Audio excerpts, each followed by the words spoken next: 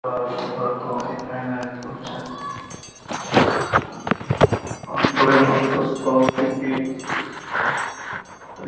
গভীর থেকে সেই মহান মালিকের দরবারে কালিমাতুশ শুকরিয়া দিয়ে জোরে বলি আলহামদুলিল্লাহ। অসংখ্য অগণিত দরুদ সালাম আতায়ে নামদার তাজদার মদিনা محبوب किबरिया जिगर गोशे आमिना सय्यदुल मुरसलीन खातमुन नबीयीन रहमतुल लिल आलमीन नबी मुहम्मदुर रसूलुल्लाह सल्लल्लाहु अलैहि वसल्लम। महान रब्बुल आलमीन देश महान पैगम्बरेर आदर्श व सुन्नाह এগুলোকে আমাদের হেদায়েতের রহবার বানিয়েছেন সেই মহান রব্বুল আলামিনের দরবারে আবারও কালিমাতুশ শুকর পড়ি আলহামদুলিল্লাহ। মুহতারাম হাজিরিন, কুরআনুল কারীমের সূরাতুল হিজর থেকে ৯৯ নম্বর আয়াতে কারীমা সূরাতুল হজ্জ সেই সঙ্গে বুখারী শরীফের 1094 নম্বর হাদিস আমি আপনাদের সম্মুখে তেলাওয়াত করেছি। রব্বুল আলামিনের রহম করম দয়া শামিল হাল হলে আয়াত এবং হাদিসকে সামনে রেখে দু চারটি আমলি কথা আপনাদের সম্মুখে আলোচনা করার জন্য প্রয়াস চালাবো। মা তৌফিক ইল্লা বিল্লাহ, সকলে বলে আমিন। মুহতারাম হাজিরিন, আজকের এই জুমা ইংরেজি বৎসরের প্রথম জুমা।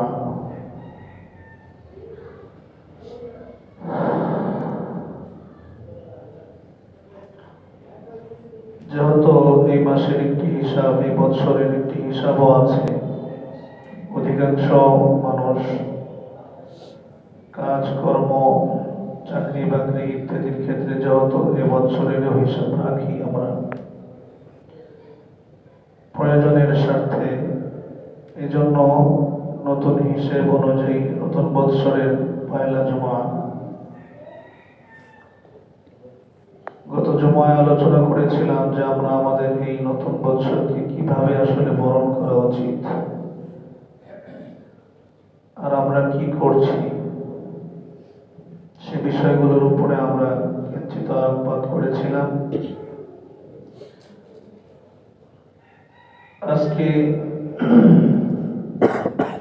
যে আয়াত এবং হাদিস তেলাওয়াত করেছি, গত জুমার আগের জুমায় আমরা শীতকালীন মুমিনের ইবাদত সম্পর্কে কিছু কথা জানতে পেরেছিলাম, মনে আছে কি আমাদের?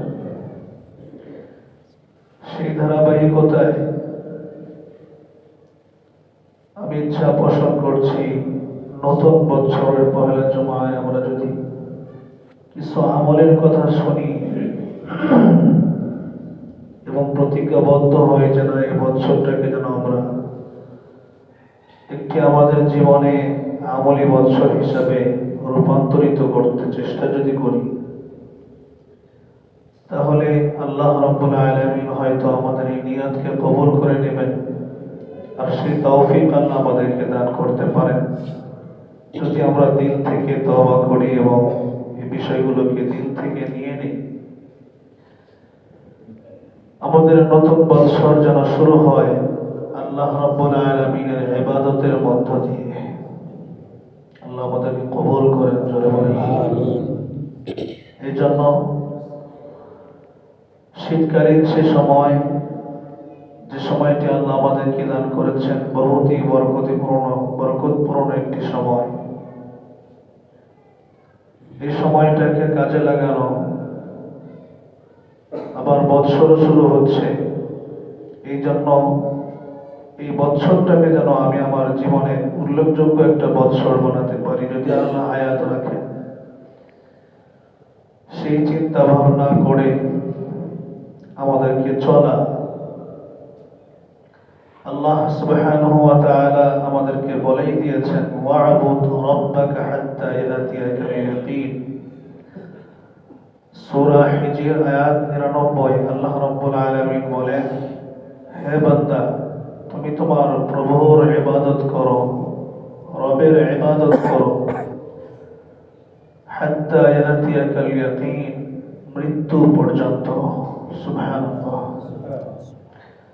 মৃত্যু কখন আসবে যেহেতু জানা নাই, তার মানে আমি সবসময় কার দাসত্ব করব? আমি একমাত্র আমার রবেরই ইবাদত করব, অন্য কারো ইবাদত করব না। আমাদের কথাটা যেন এমনই থাকে, ইবাদত একমাত্র কার করব? আল্লাহ রাব্বুল আলামিনের ইবাদত করব, অন্য কারো ইবাদত করব। আল্লাহ পাক রব্বুল আলামিন আরো বলেছেন, ইয়া আইয়ুহাল্লাযীনা আমানু, হে ঈমানদারগণ, ইরকাউ ওয়াসজুদু ওয়া'বুদু রাব্বাকুম, তোমরা রুকু করো, সিজদা করো এবং তোমাদের রবের যাবতীয় সকল ইবাদত করো। কেন করেছেন বলেছেন এরকম? আল্লাহ পাক রব্বুল আলামিন আরো আগে বলেন, ওয়াফআলুল খাইর, নেক কাজ করো, লাআল্লাকুম তুফলিহুন, যাতে করে তোমরা সফল কাম হতে পারো। তো তখন আমি বলেছিলাম এই আয়াতের ব্যাখ্যায়, তাফসীরে জালালাইনে যত জায়গায় তুফলিহুন আল্লাহ বলেছেন, মুফাসসিরিনে কেরাম ব্যাখ্যায় বলেছেন এই তাফুজুন অর্থাৎ সফলতার চূড়ান্ত পর্যায়ে পৌঁছবে, আর মুমিনের সফলতা আল্লাহ পাক রব্বুল আলামিন তাকে জান্নাত দিয়ে দিবে। তার মানে আল্লাহ বোঝাতে চান, তুমি আল্লাহ রাব্বুল আলামিনের গোলামি করলে আল্লাহ রাব্বুল আলামিন তোমার জন্য চূড়ান্ত সফলতা রেখে দিয়েছেন। আর সেই চূড়ান্ত সফলতা হলো আল্লাহ পাক রব্বুল আলামিনের নিয়ামতপূর্ণ জান্নাত এবং তার সন্তুষ্টি। আল্লাহ পাক রব্বুল আলামিন যার প্রতি সন্তুষ্ট হন, আল্লাহ তাকে জান্নাত দান করেন। সুবহানাল্লাহ। যার প্রতি আল্লাহ সন্তুষ্ট হন, আল্লাহ তাকে জান্নাত দান করেন। আর জান্নাতের মধ্যে রব্বুল আলামিন বান্দাদের সাথে তার সর্বোচ্চ জান্নাতের নিয়ামত দিদারে খোদাবন্দি, আল্লাহ পাক রব্বুল আলামিনকে দেখার নিয়ামত দান করেন, যেটা জান্নাত ছাড়া সম্ভব নয়। এই জন্য শীতকালীন যে সময়টা আমরা পার করতেছি, অনেক অংশ চলেও গিয়েছে, বাকি যতটুকু আছে এই সময়টুকু যদি আমরা মূল্যায়ন করি, তো এই সময় আমাদেরকে মূল্যায়ন করবে ইনশাআল্লাহ। সময় এমন একটি জিনিস, যদি কোনো মানুষ সময়কে মূল্যায়ন করে তাহলে সময় তাকে বড় করে দেয়। একজন মানুষ যখন ছাত্র জমানায় তার সময়কে মূল্যায়ন করে লেখাপড়ার মধ্যে কাটিয়ে দেয়, তার পরবর্তী জীবনের যে সময় আছে সেই সময় তাকে বড় করে দেয়, সময়টাও তাকে মূল্যায়ন করে। কেন? কারণ সে যে পড়বে আমাকে মূল্যায়ন করেছে। পৃথিবীতে এমন কোনো দৃষ্টান্ত নেই যারা সময়কে মূল্যায়ন করেছে ওদের পরবর্তীতে সময় তাদের সাথে গাদ্দারি করেছে, এমন কোনো দৃষ্টান্ত হয়। বরং এরকম দৃষ্টান্তের অভাব নাই, যারা সময়কে মূল্যায়ন করেছে, সময় তাদেরকে যথাসময়ে উপযুক্ত পরিণাম দান করেছে। আমরা যে পৃথিবীতে আছি, হায়াতে আছি, এই সময় আমরা যদি আমাদের সময়কে মূল্যায়ন করি, তাহলে আমাদের এই জীবনের বড় একটা সময় আসবে।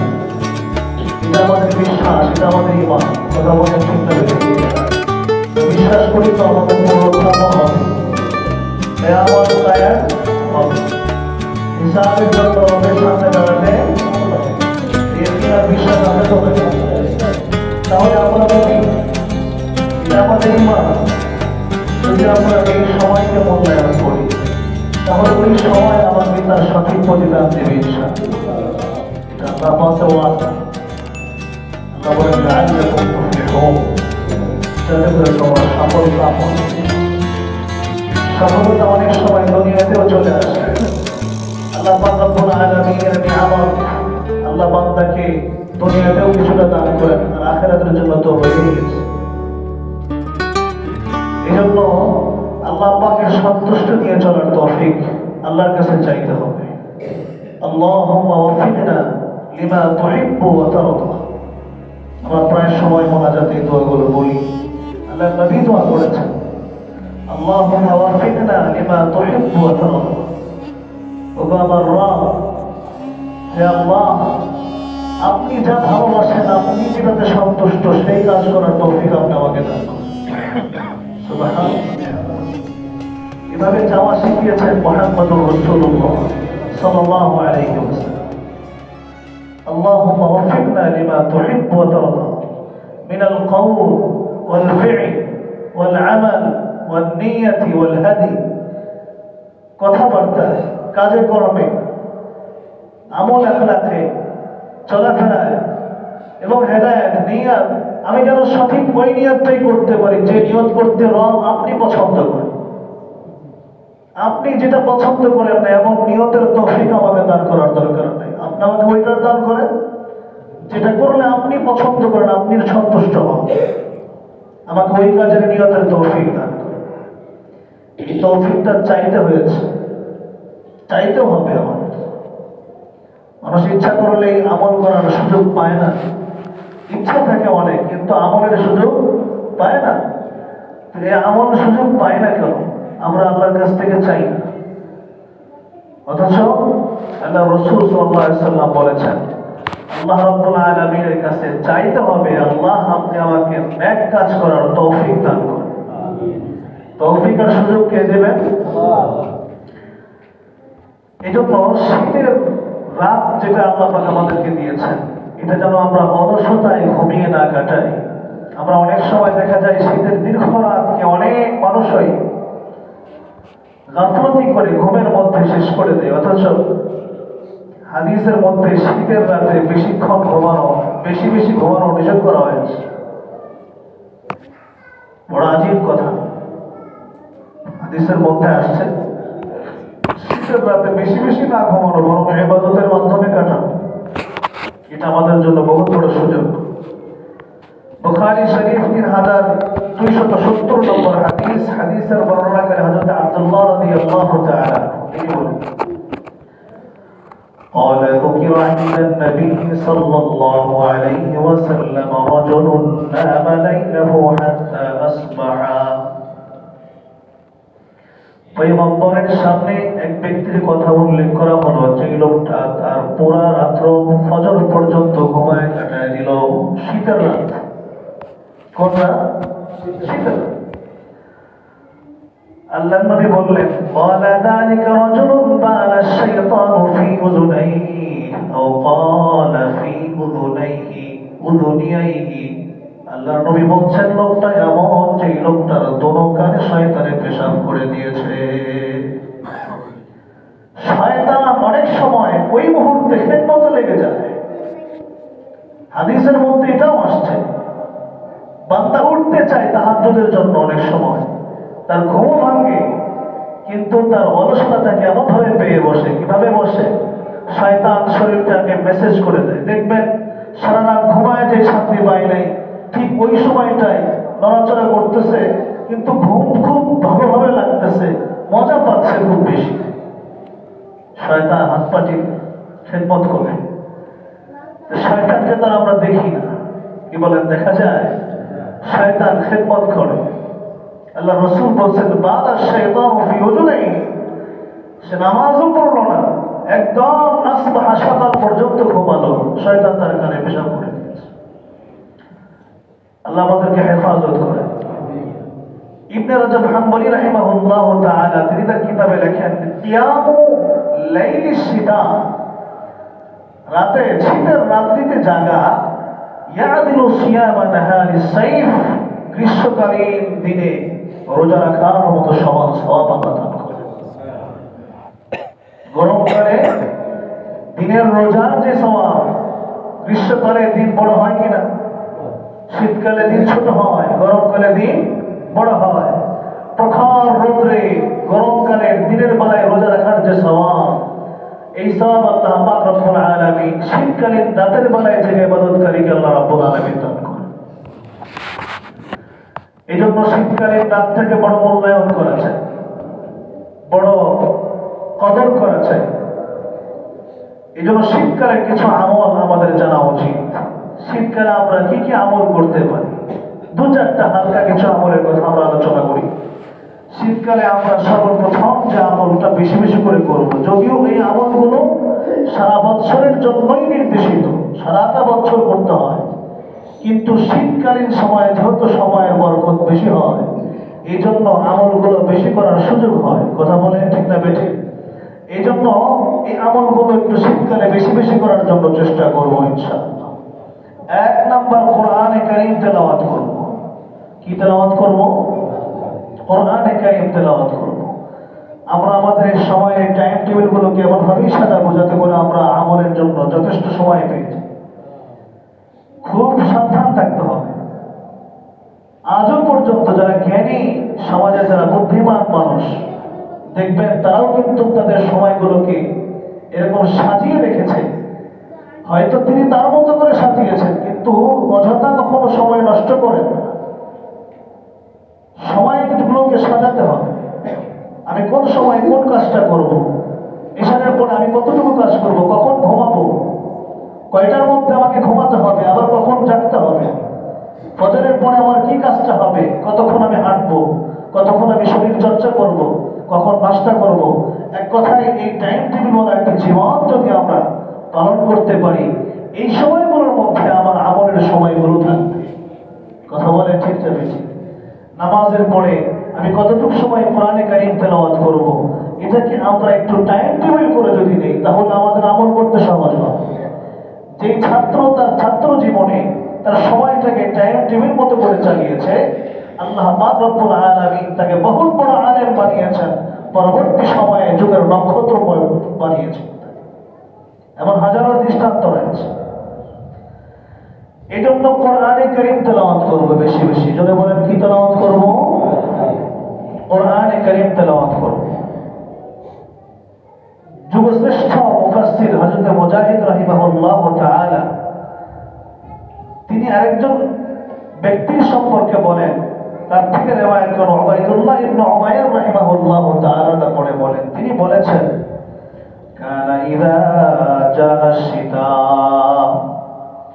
قال يا أهل القرآن طال الليل لقراءتكم وقصر النهار لصيامكم فصوموا। হযরত উবাইদুল্লাহ ইবনে উমাইর রাহিমাহুল্লাহ তাআলা তিনি বলেন, যখন নাকি শীতকাল চলে আসে তখন তিনি বলেন যে, হে আহলে কোরআনরা, যারা কোরআনে কারীম পড়ো, যারা পড়তে জানো, তাদেরকে সম্বোধন করে বলেছেন, হে আহলে কোরআনরা, শীত চলে আসছে, রাত্র বড় হয়েছে, লিকিরাআতিকুম, যাতে করে তোমরা এই লম্বা রাত্রিতে কোরআনে কারীম সুন্দর করে বেশি করে তেলাওয়াত করতে পারো। সুবহানাল্লাহ বলেন। কোরআনে কারীম রাত্রে বেলায় যত বেশি করে তেলাওয়াত করতে পারো, এই জন্য রাত্র বড় হয়ে গেছে, আর দিন ছোট হয়েছে, যাতে করে তোমরা দিনের বেলায় রোজা রাখতে পারো। সুতরাং তোমরা দিনের বেলায় রোজা রাখো। তাহলে কোরআনে কারীম তেলাওয়াতের একটি মোক্ষম সময় এবং সুযোগ বেশি পাওয়া যায় শীতকালীন রাত্রিতে। এই জন্য এই রাতগুলো যেন কোরআনে কারীমের তেলাওয়াত ছাড়া না যায়। মনে রাখতে পারবো তো ইনশাআল্লাহ? আমাদের ঘরে কোরআন রাখা নেই, কিন্তু কোরআনে কারীমের তেলাওয়াত নেই। কোরআন তো আছে, কিন্তু কোরআনের গ্লাসের উপরে ময়লা পড়ে গেছে। মাসকে মাস চলে যায়, কোরআনে কারীম স্পর্শ করার সময় আর সুযোগ হয় না। আমরা কেমন মুসলমান? আমার দাবিও করি যে আমরা বড় মুসলমান, বড় পাক্কা ইমানদার। ইমানদার কোরআনে কারীমের তেলাওয়াতটাকে সহি করে শিখতে হবে, এতটুকু উপলব্ধি অন্তরের মধ্যে থাকে। যে লোকটাকে আল্লাহ পাক সুযোগ দিয়েছেন, সময় দিয়েছেন, তার উপরে আল্লাহ ফরজ করে দিয়েছেন যে তোমাকে কোরআনে কারীমের তেলাওয়াত শুদ্ধ করতে হবে। কমপক্ষে এতটুকু তেলাওয়াত যতটুকু তারা নামাজের ফরজ আদায় হয়ে যায়,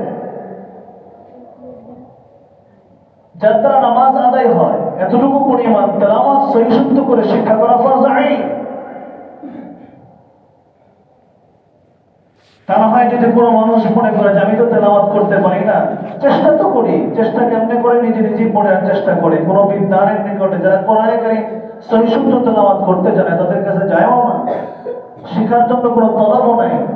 এমন গরিবসি করে যদি কোনো মানুষ কোরআনে কারীম শিক্ষা না করে, সহি শুদ্ধ তেলাওয়াত না শিখে, লোকটা নামাজও হবে না। কি হবে না ভাই? নামাজও হবে না। সুযোগ আছে, সময় আছে কোরআনটা সহি করার জন্য। আল্লাহ পাক রব্বুল আলামিন সুযোগ করে দিয়েছেন, তো কোরআনে কারীমের তেলাওয়াত সহি করুন। লম্বা রাত্র কোরআনে কারীম পড়ার বহুত সময় আল্লাহ আমাদেরকে দান করেছে। এই জন্য এই রাত্রগুলোকে কাজে লাগাবো ইনশাআল্লাহ। বেশি বেশি করে, 1 নম্বর হলো বেশি বেশি কোরআনে কারীমের তেলাওয়াত করব। 2 নম্বর তাহাজ্জুদের নামাজ আদায় করব। শীতকালীন রাতের এক বিশেষ আমল তাহাজ্জুদের নামাজ আদায় করব। عن أبي هريرة رضي الله تعالى عنه أنه قال قال رسول الله صلى الله عليه وسلم الله حبيب قوله ينزل ربنا تبارك وتعالى كل ليلة إلى السماء الدنيا الله حبيب قوله الله পাক রব্বুল আলামিন আমাদের রব প্রত্যেক রাত্রিতে এই দুনিয়ার আসমানের মধ্যে অবতরণ করেন। সুবহানাল্লাহ জোরে বলেন। হিনা ইয়াবকা সুলুসুল লাইলিল আখিরি, রাত্রির শেষ তৃতীয় অংশ যখন হয়, ওই সময় আল্লাহ রাব্বুল আলামিন অবতরণ করেন।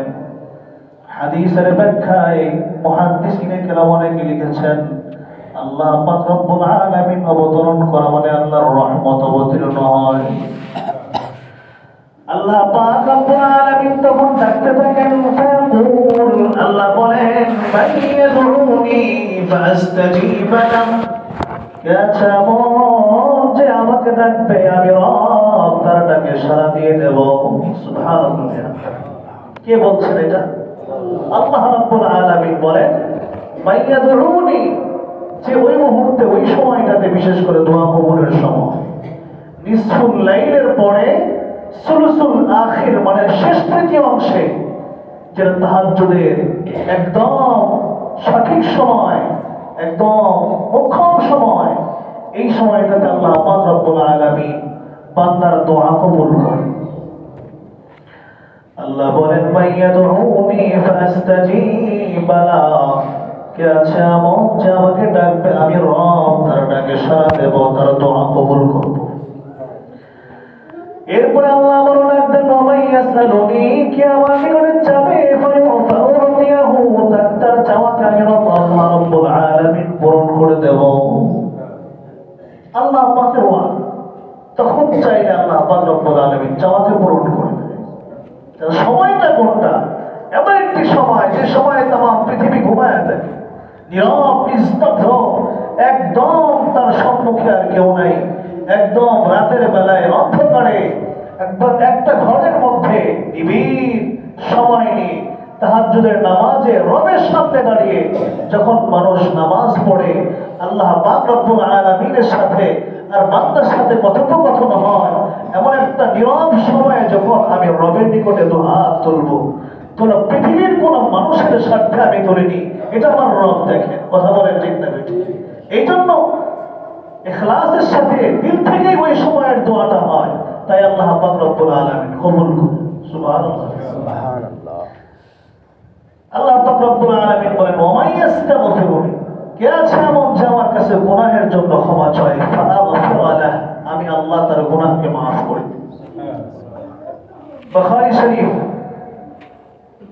1094 নম্বর হাদিসে আল্লাহ রাসূল সাল্লাল্লাহু আলাইহি ওয়াসাল্লাম এটা বলেছেন। আল্লাহ পাক রব্বুল আলামিন বান্দাকে ডাকতে থাকেন তাহাজ্জুদের সময়। তাহলে এত বড় রাত্র, আমি যদি এই রাত্রটাকে শুরু থেকে কাজে লাগিয়ে দেই, খাবারটা খেয়ে যদি শুয়ে পড়ি, দুনিয়াবি সামান্য যে সকল কাজগুলো জরুরি এগুলো যদি করে যদি শুয়ে পড়ি, তাহলে আমার জন্য শেষে ওঠাটা কি হবে? সহজ হবে। আমরা অনেক সময় উল্টা করি, যার কারণে আমাদের সময়ের বরকত হয় না। শীতের এত বড় রাত্র থাকার পর আমরা ফজরের নামাজের জামাতে উপস্থিত হতে পারি, হয় কি হয় না? বলে শীতের রাত্রে অনেকে বলে যে হুজুর ফজরের নামাজটা মসজিদে যেতে পারি না। বলে ভাই কেন? বলে এতটা শীত, ঠান্ডা লাগে তো, ঠান্ডায় আমার বড় কষ্ট হয়। ঠান্ডায় ওনার বড় কষ্ট হয়, এই জন্য আসতে পারে।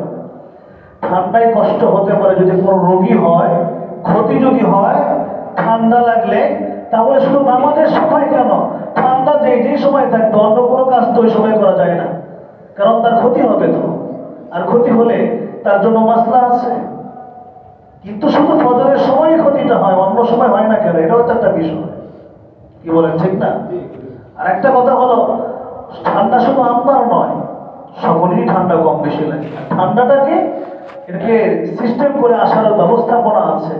এক কথায় যদি আপনি ফজরের নামাজের গুরুত্বটা ভেতরে থাকে, তাহলে এগুলো কোনো কথা নয়। কথা বলেন, ঠিক না? আসা যায় কি যায় না? ফজরের সময় আমাদের মুসল্লির সংকট দেখা যায়। মাশাআল্লাহ, আমরা অনেকে চলে আসছেন এখন, ফজরে তো আমরা পাই না এদেরকে। অথচ ফজরের সময় কিন্তু সকলেই বাসা বাড়িতে থাকে। ফজরের নামাজের পরে তারপরে যার যার মতো শেষে কাজে চলে যায়, আমিও চলে যাই। কি বলেন, ঠিক না? এই জন্য এই ফজরের নামাজের গুরুত্ব আমাদের অন্তরে থাকা চাই। তাহাজ্জুদ যদি কোনো ব্যক্তি পড়তে পারে, তাহলে ফজরের জামাতে উপস্থিত হওয়া তার জন্য সহজ। এই জন্য তাহাজ্জুদে একটু অভ্যাস করে ওঠানো দরকার। দেখেন, আরেকটা হাদিস আমি আপনাদের সামনে পড়তে চাই। আবু দাউদ শরীফ 1308 নম্বর হাদিস। বড় চমৎকার করে আল্লাহর রাসূল বলেছেন। হাদিসের বর্ণনাকারী হযরত আবু হুরায়রা রাদিয়াল্লাহু তাআলা আনহু, তিনি বলেন, قال النبي صلى الله عليه وسلم, আল্লাহর পয়গম্বর বলেছেন, رحم الله رجلا قام من الليل فصلى وأيقظ امرأته. আল্লাহ পাক রব্বুল আলামিন ওই ব্যক্তির উপরে রহমত নাজিল করেন, রহম করেন, দয়া করেন, রহমত অবতীর্ণ করেন, যেই লোকটা রাত্রের বেলায় উঠলো, তাহাজ্জুদের নামাজ পড়লো এবং তার স্ত্রীকেও সে তাহাজ্জুদের জন্য ডাকলো। এরপরে আল্লাহর হাবিব বলেন, ফাইন আবাদ, স্ত্রীকে ডাকার পর যদি স্ত্রী অস্বীকার করে, না আমি তাহাজ্জুদের জন্য উঠবো না, সরকারে তো আলম বলেন, নাদহা ফি ওয়াজহিহাল মা, ওই লোকটা তার স্ত্রীর চেহারার মধ্যে পানি ছিটায় দিল, এমন লোকটার উপরে আল্লাহ পাক রব্বুল আলামিন রহমত বর্ষণ করে। সুবহানাল্লাহ। স্ত্রী উঠতে চাচ্ছে না, কিন্তু কি করতেছে? স্বামী তার চেহারায় পানি ছিটাইতেছে যাতে করে সে উঠতে পারে। আল্লাহ রাসূল বলেন, রাহিমাল্লাহু রাজুলান, এমন ব্যক্তির উপরে আল্লাহর রহমত অবতীর্ণ হয়। ঠিক একইভাবে রাহিমাল্লাহু ইমরাতান, ওই মহিলার উপরে আল্লাহ পাক রব্বুল আলামিনের রহমত অবতীর্ণ হয়, যেই মহিলা মানুষটা কামাত মিনাল লাইলি, রাতের বেলায় উঠলো, ফাসাল্লাত, অথবা তাহাজ্জুদের নামাজ আদায় করলো, ওয়াইকাযাত যাওজাহা, আর তার স্বামীকে জাগ্রত করার জন্য চেষ্টা করলো, ফাইন আবা, তার স্বামী যদি অস্বীকার করলো, তো নাদহাত ফি ওয়াজহি আল মা, সেও ভাবে তার স্বামীর চেহারায় পানি ছিটাইলো। এই মহিলার উপরে আল্লাহর রহমত অবতীর্ণ। এই জন্য এমন পরিবেশ কি আমাদের ঘরে কায়েম করা যায় না? কথা বলেন, যায় কি যায় না? শীতের রাত্রে এটা করাটা বড় সহজ। আল্লাহ আমাদেরকে তৌফিক নসিব করে। আরেকটা আমল সর্বশেষ, বেশি বেশি করে ওযু করা।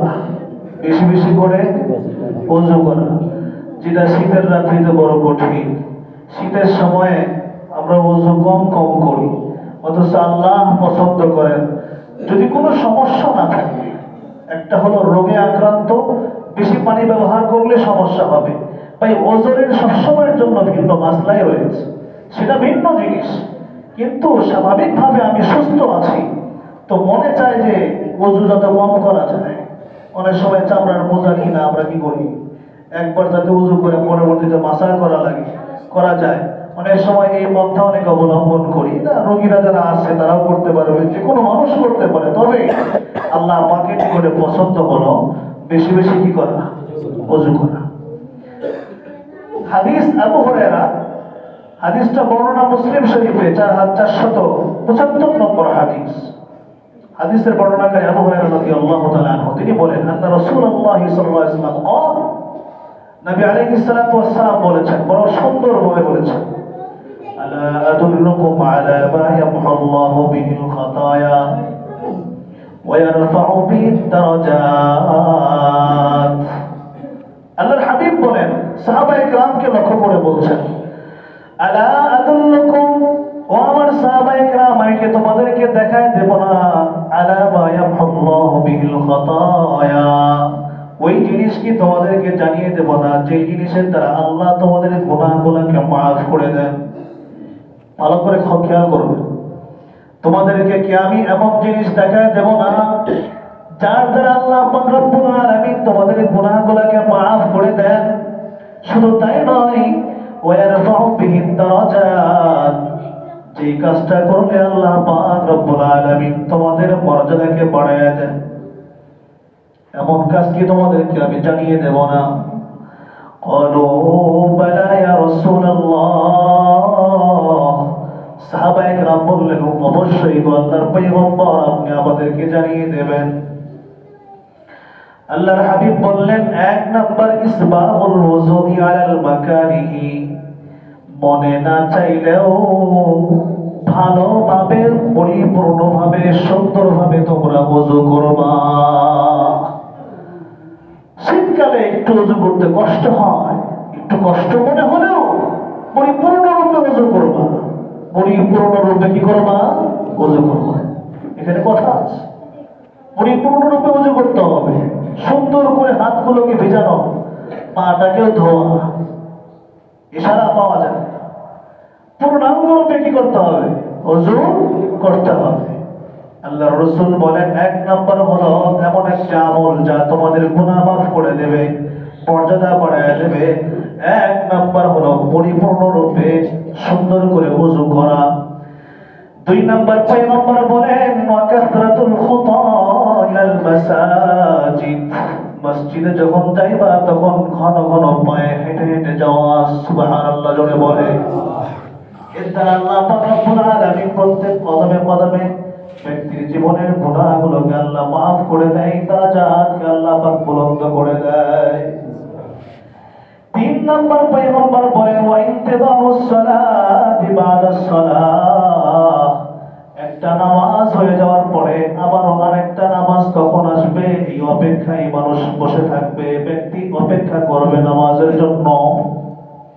মহান রব্বুল আলামিন বান্দার এই কাজটা দেখতে বড় পছন্দ করেন, আল্লাহ তার গুনাহগুলোকে মাফ করে দেয়।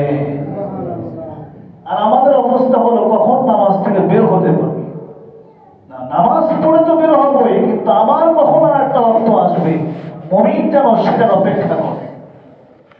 এই কাজগুলো যদি বেশি করা যায়, নবী আলাইহিস সালাতু ওয়াস সালাম ইবনে মাজাহ শরীফের 781 নম্বর হাদিসের মধ্যে একটি সুন্দর কথা বলেছেন, ছোট্ট করে নবীজি বলেন, বাশশিরিল মাশাঈনা ফি যুলামি ইলাল মাসাজিদ, রাতের অন্ধকারে মসজিদে যারা হেঁটে হেঁটে যায়, সুবহানাল্লাহ, রাতের অন্ধকারে যারা মসজিদের দিকে হেঁটে হেঁটে যায়, নবীজি বলেন তাদেরকে তোমরা সুসংবাদ দাও। সুবহানাল্লাহ। কিসের সুসংবাদ দিতে বলেছেন?